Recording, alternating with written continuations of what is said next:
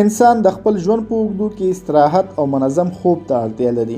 که تاسو په مناسبه اندازه خوب ونه کړئ، له ګډو وژونکو ناروغیو سره به مخ شئ. ټول انسانان په خاصه توګه ځوانه طبقه د بنډارونو، مطالعې، بوختیاو، ستونزو او نورو بیلابیلو عواملو له کبله بېخوبي کوي. د دې کار تاوان ډیر زیات دی. کوښښ وکړئ په مناسبه اندازه خوب ولرئ ترڅو روغتیا مو تضمینه شي. موږ په دې ویډیو کې پر هغو زیانونو غږیږو چې د بېخوبۍ له کبله تاسو ورسره مخ کیږئ. بده رویه خپلوئ. پر ټولنیزو ستونزو وروستۍ ترسره شوې څېړنې ښیي چې د بدې رویې یو له عمده عواملو څخه کم خوب دی. دا څېړنه وایي هغوی چې خوب یې منظم او یا هم کافي نه وي په اړیکو او رفتار کې له تاوتریخوالي څخه کار اخلي. له همدې کبله دا ډول خلک خپل ټولنیز محبوبیت او شخصیت هم له لاسه ورکوي. په ټولنه کې د بد چلند له کبله خلک ورڅخه کرکه کوي.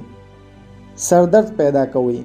که څه هم پوهان دې پایلې ته رسیدلي چې د سردرد یوه وجه بېخوبي ده، مګر لا هم نه دي بریالي شوي چې د بېخوبۍ او سردردۍ اړیکه په بشپړه توګه روښانه کړي. که تاسو هم دوامداره سردرد لرئ، کوښښ وکړئ خپل خوب منظم او بشپړ کړئ. په ډېر احتمال سره دا ستونزه مو حل کیدای شي. حافظه مو کمزوري کیږي. بېخوبي په تنکیو ځوانانو کې یوه ډېره جدي موضوع ده.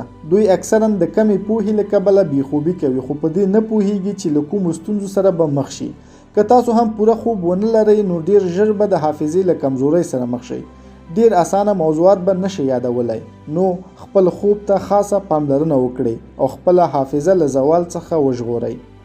وزن مو ډیریږي.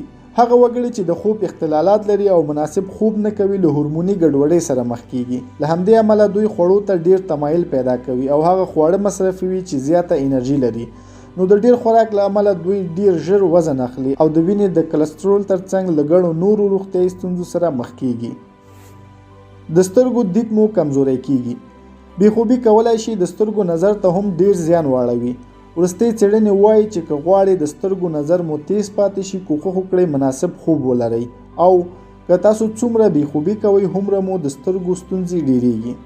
پر خفګان اخته کیږئ. دانیل کانمن هغه ارواپوه دی چې په خپل مسلک کې د نوبل جایزه ګټلې ده. نوموړي د یوې څېړنې په ترڅ کې د 909 هغو میرمنو چې دندې یې درلودې د هغوی د ورځني فعالیت څارنه کوله.